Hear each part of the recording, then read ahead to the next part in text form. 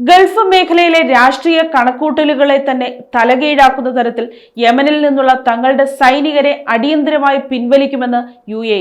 Saudi അറേബ്യയുമായുള്ള ബന്ധം ഇതുവരെ കാണാത്ത തരത്തിലുള്ള ഉലച്ചിലൂടെ കടന്നുപോകുന്ന സാഹചര്യത്തിലാണ് ഈ തീരുമാനം.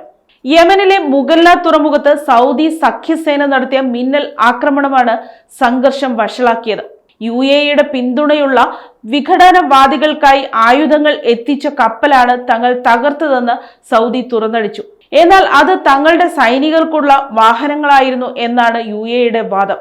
സൗദി ഭരണകൂടം ദേശീയ സുരക്ഷയെ ബാധിക്കുന്ന ഒരു നീക്കവും അനുവദിക്കില്ലെന്ന് വ്യക്തമാക്കിയപ്പോൾ യമൻ പ്രസിഡൻഷ്യൽ കൗൺസിലിനൊപ്പം 24 മണിക്കൂർ ഡെഡ്ലൈൻ നൽകി. അതിനു മുമ്പേ UAE തങ്ങളുടെ ഭീകരവിരുദ്ധ സേനയെ പിൻവലിക്കുകയാണെന്ന് അറിയിക്കുകയുണ്ടായിരുന്നു. കാര്യങ്ങൾ നിയന്ത്രണാതീതമാകുമെന്ന ഘട്ടത്തിൽ അമേരിക്ക ഇടപെട്ടു. സ്റ്റേറ്റ് സെക്രട്ടറി മാർക്കോ റൂബിയോ ഇരു രാജ്യങ്ങളിലെയും വിദേശകാര്യ മന്ത്രിമാരുമായി അടിയന്തര ചർച്ചകൾ നടത്തിയതായി വിവരം ലഭിക്കുന്നു. സൈന്യം പിൻവലിച്ചെങ്കിലും തെക്കൻ യമനിൽ UAE വളർത്തിയെടുത്ത സദേൺ ട്രാൻസിഷണൽ കൗൺസിൽ ഇപ്പോഴും കടുംപിടുത്തം തുടരുന്നതോടെ വരും ദിവസങ്ങളിൽ പ്രദേശത്തെ രാഷ്ട്രീയ സുരക്ഷാ സാഹചര്യങ്ങൾ കൂടുതൽ ആശങ്കാജനകമാകുമെന്നും വിദഗ്ധർ വിലയിരുത്തുന്നു.